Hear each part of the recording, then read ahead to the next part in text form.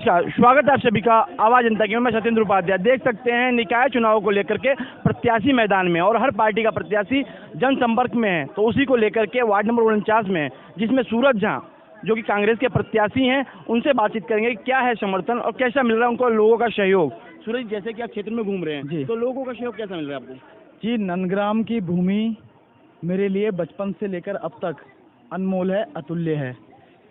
यहाँ की जनता से मेरा घरेलू लगाव है और पूर्ण तरीके से वो मेरे साथ हैं और हर तरीके से मेरे साथ खड़े हैं। काफी पीछे से आप तैयारी कर रहे थे, जी बीच में अटकलें थी, कांग्रेस का टिकट आपको मिलेगा और जी, नहीं मिलेगा, जी। तो भरोसा अगर जताया गया तो ऐसा क्यों? देखिए, हमने शुरू से लेकर अब तक कभी ये नहीं सोचा टिकट मिलेगा या नहीं मिलेगा। हमने शुरू से लेकर अब तक, चाहे मैं अपने जो अवस्था या बचपन से लेकर अब तक की बात करूं, एक हमारा चरित्र है हमेशा जनता के बीच जाकर उनके लिए क्या हम कर सकते हैं।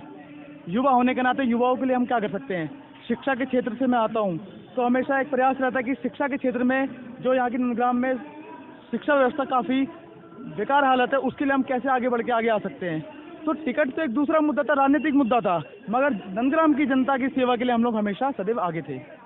विकास की बातें करें, भाजपा यहाँ पे रही है, आपने देखा होगा 3 बार भाजपा रही, लेकिन तीनों बार के बाद विकास क्यों नहीं हुआ? जी, भाजपा का सिंपल सा एक फंडा रहा है, वो कैंडिडेट को दिखाते ही नहीं है। वो तो वोटी कमल के फूल पे मांगते हैं, मोदी जी के नाम पे मांगते हैं, योगी जी के नाम पे मांगते हैं। मगर मैं आपसे ये पूछना चाहता हूँ, इस चुनाव में आपका प्रतिनिधि आपके क्षेत्र का वो आपकी बात सुनेगा या योगी मोदी जी सुनेंगे? तो मेरा मानना है क्षेत्र की जनता को समझना चाहिए कौन उनका प्रत्याशी है, कौन क्षेत्र में उनके लिए काम करेगा और सबसे बहुमूल्य बात, कौन क्षेत्र की जनता का सम्मान करेगा। कांग्रेस पटल पे मिल नहीं रही आजकल, तो उसके लिए क्या लगता है, जिस तरह से राजनीति खो गई कांग्रेस की यूपी से, क्या वापस आ पाएगी?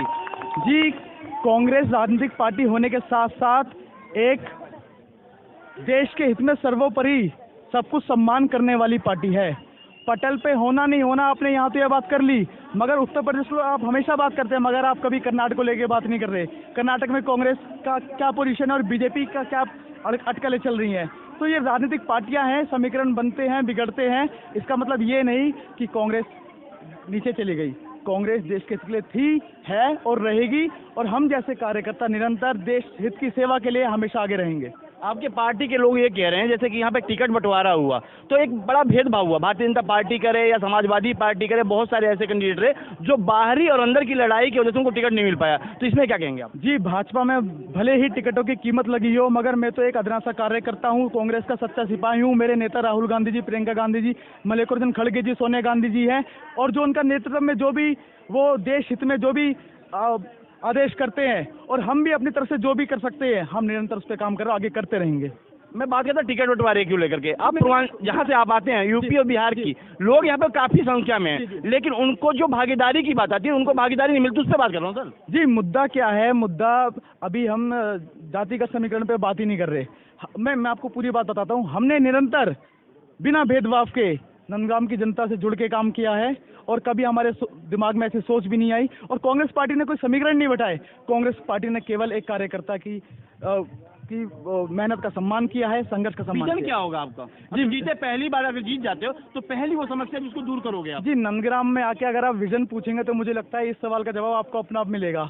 नंदग्राम भी नगर निगम के अंतर्गत आता है, कविनगर भी नगर निगम के अंतर्गत आता है, राजनगर भी आता है। उसके बाद भी आप विजन पूछेंगे, जी नंदग्राम की स्थिति बहुत बदहाली हो रखी है। यहाँ पे जल भराव, मेरा कहना मतलब ये था, पहला समस्या यहाँ आपने देखा होगा कि आप यहाँ रहते हो, जल भराव की स्थितियाँ बड़ी बेकार हैं। जल भराव की भी समस्या है, पार्कों की भी बुरी हालत है, सड़कों की भी बुरी हालत है, बहुत सारी समस्या है। इन सब पर निस्तारण किया जाएगा। क्षेत्र की जनता अपना सहयोग दे, आशीर्वाद दे, उसके बाद हम इस पर भी बात करेंगे। युवाओं का रुख क्या है? जी, युवा एक आवाज में, जी मैं युवा हूँ, और युवा होने के नाते ही समस्त युवाओं के साथ हूँ, और सारे युवा साथी इस बार एक साथ हैं, और इस युवा कड़ी को मजबूत करने के लिए हम लोग निश्चित जीतेंगे भी। देखिए, जनराय तो जनता ही होती है, जनता किसको अपना मत देती है ये देखने के लायक होगा, लेकिन एक युवा जरूर युवाओं की बात रखना चाहता है, क्योंकि जो अभी राजनीति में युवाओं का प्रवेश जो हुआ है, क्योंकि ये भाजपा हो या कोई भी पार्टी आज युवाओं के रुख पे है, युवाओं को चाहती है कि युवा आगे बढ़े। देखने लायक होगा कि आखिर यहाँ की जनता किसको सपोर्ट करती है। आवाज जनता, सत्येंद्र उपाध्याय।